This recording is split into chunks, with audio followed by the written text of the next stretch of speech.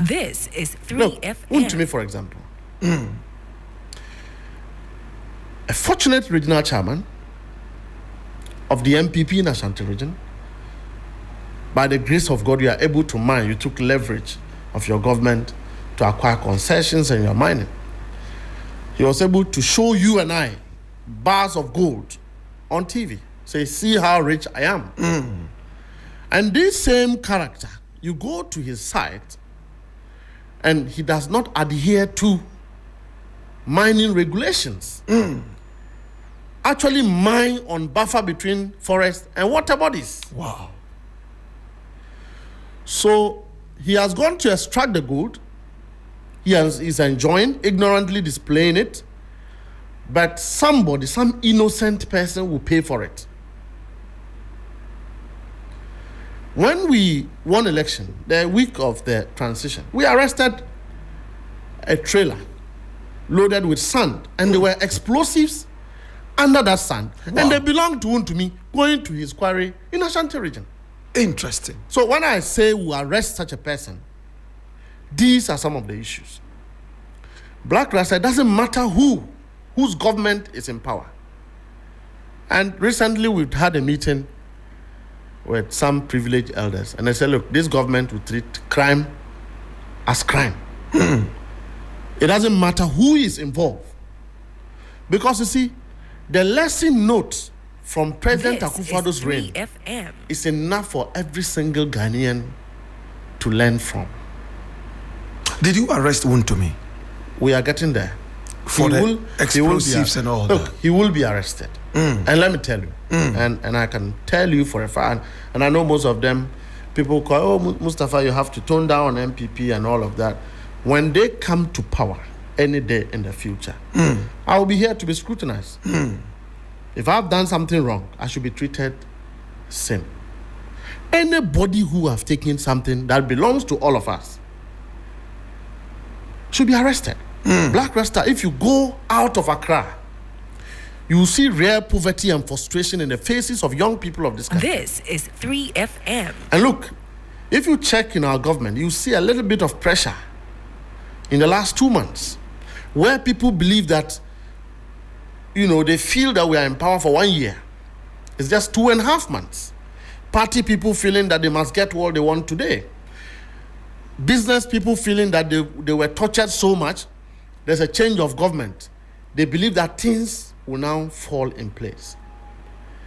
We were under slavery, mental torture, liberties were seized. This is 3FM. You couldn't live in your country as if that was your country, under a president, a democratically elected president and government. And so all these people feel that, let's get it now. And so there's pressure on President Mahama. There's pressure on the appointees. Look, this ECG thing that is just coming out. I knew that some of these conversations were going to come up. Where those containers got missing? Yes, you remember when our boys were all over the place and people were condemning, and I said I was not going to condemn anybody. Yeah. And that I support what my party people were doing. The NDC boys were going sacking offices and all that. Yes, they would have been acting a bit out of order, but with a good intention to save the country. We had customs in place. We had police officers at the port. We have marine officers at the port. Are they politicians? How come that the government have lost power? Leave politics between the NDC and the MPP. Yours was to do your work. How did those containers get moved out of the port back to Chinese companies who are now melting them and taking them back? Blakk Rasta, this was done not by a foreigner, a Ghanaian, an engineer, an officer of ECG. Oh, really? This were done with a coalition of people at the port. Was it Mahama? No, it was not our government. No, not President Mahama. I mean, the boss of the ECG at that time. So all these people will, all the evidences will certainly rest at the doorsteps of those who were in charge of ECG Matthew Opoku Prempeh Honorable Apenyo Markins, and Dubik. Yeah, Mahama Dubik. They will certainly have to answer for this. And so yesterday I saw them insult the minister. People making commentary, those who don't understand what it is, insulting the Minister of Energy, thinking that it happened now. It didn't happen now. Containers were moving from the port, left, right, center. The whole port and harbor is a crime scene. As I speak to you today, it's a crime scene. These people are not wearing party colors. They are public servants. Are they sabotaging the government? They are not sabotaging the government.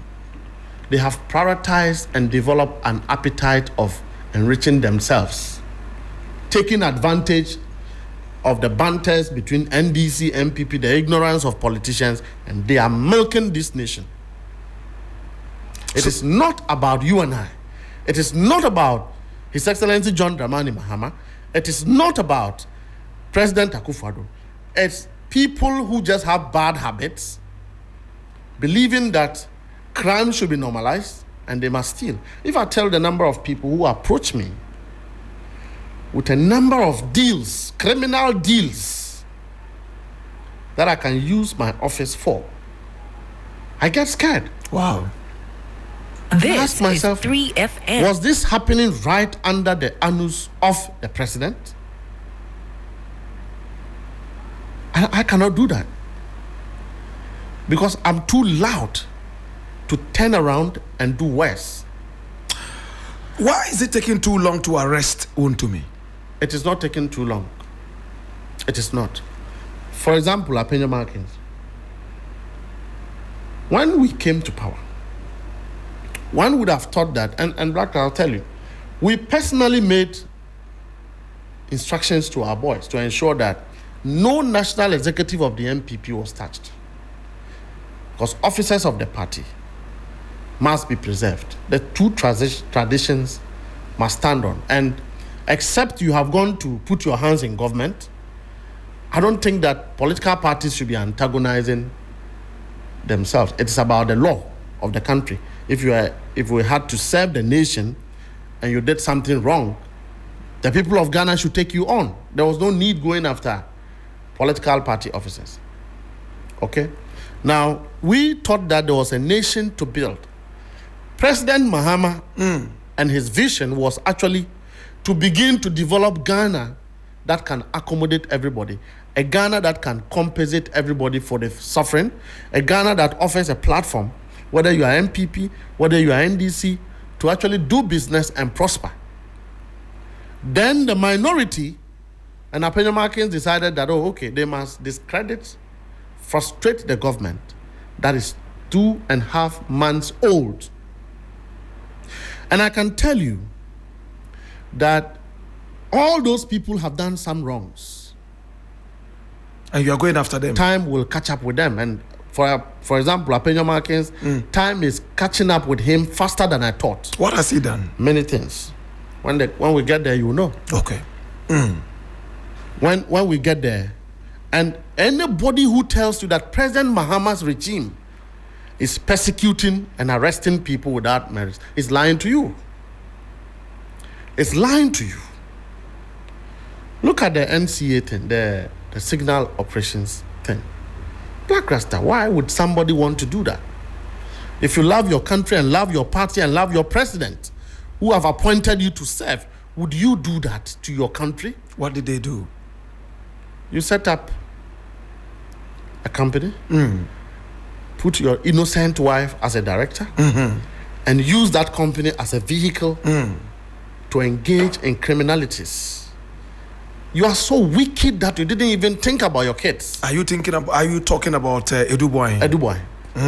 Today your wife is in cells because you brought it upon her.